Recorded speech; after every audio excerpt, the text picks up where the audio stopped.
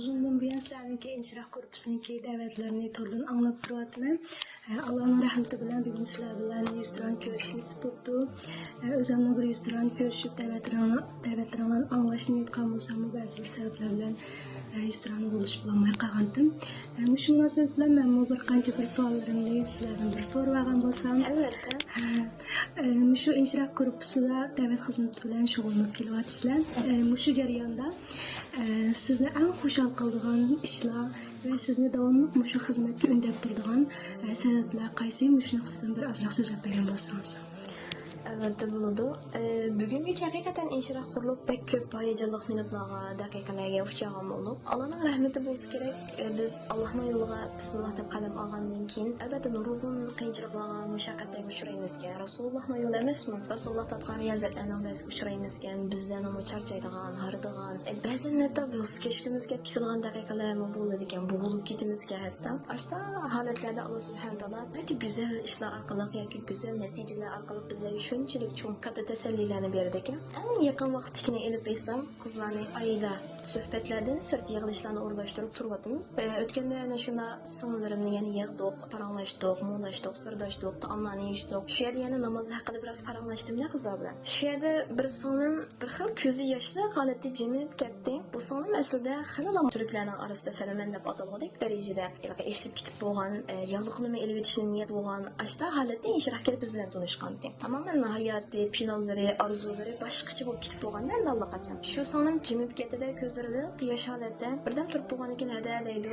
Ha, singlimga qilan deb bir xil hayajonli bilan qaradim. Qarasam jim turib ko'zlari lig'ir yosh. Hada men inshirahning vasiyasi bilan namozimni boshlab oldim uzun vaqtdan keyin. Men namozimni tashlamay o'qiyotganda bir hafta bo'ldi.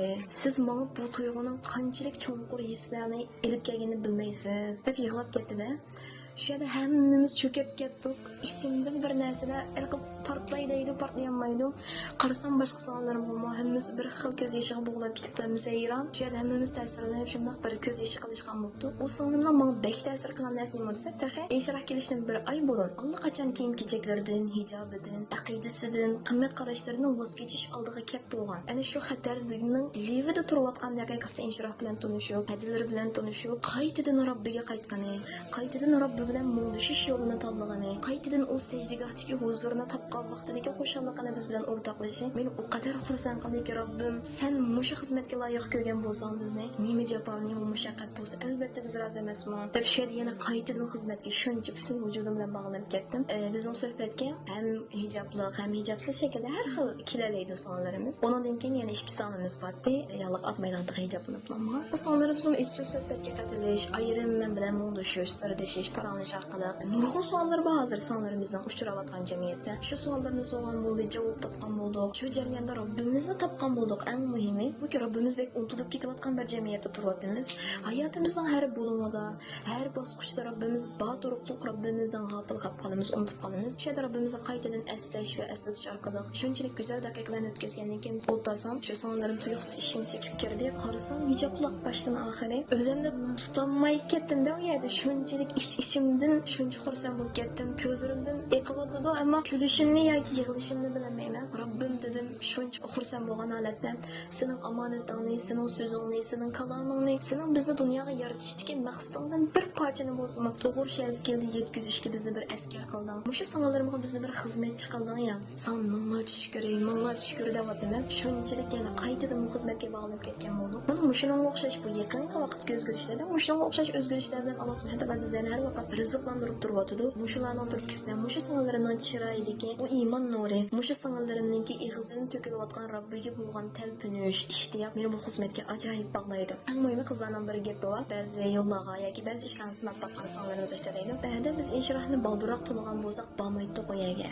Yoki balduroq tunagan bo'lsak, qilmaydi u ishlarni. Yoki namozimizni mushularga tushundirgan bo'lsa, aslida bizga tashlamaydi emasmi deb, yo'q ko'zlari yoshirgan holat ishlaydi-da. Degandan keyin, ha, inshirah soati bo'lish kerak deyman o'zimga. Bu Allohning uyidagi holatga keldi, cho'qim bo'lish kerak. Deyman shunga charchab ketgan, ha, voz kechish o'tirayotgan daqiqalarimda shu so'zlar menga ajoyib katta kuch bo'ldi, alhamdulillah. Ko'p rahmat sizga.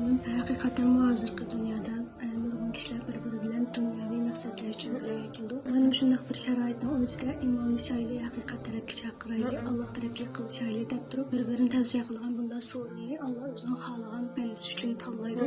Xohlagan bandasiga muvaffaq qildim. Balkim Allohning oldida Allohga yaragan yaxshi amallarlar bo'lishi mumkin. Men shunday go'zal bir xizmatga tanlabdim. Bundan keyin ham yaxshilikqa buyurib yomonlikdan to'sishdan iborat bo'lgan bu muqaddas majburiyatlar ustida yani umumiy insoniyatga mana shu davlat xizmati orqali manfaat yetkazishdan iborat bo'lgan mana shu xizmat ustida davomiy bo'lishinglarni Allohdan tilayman. Allohga shuhrat bersin. Allah razı olsun. Amin. Amin.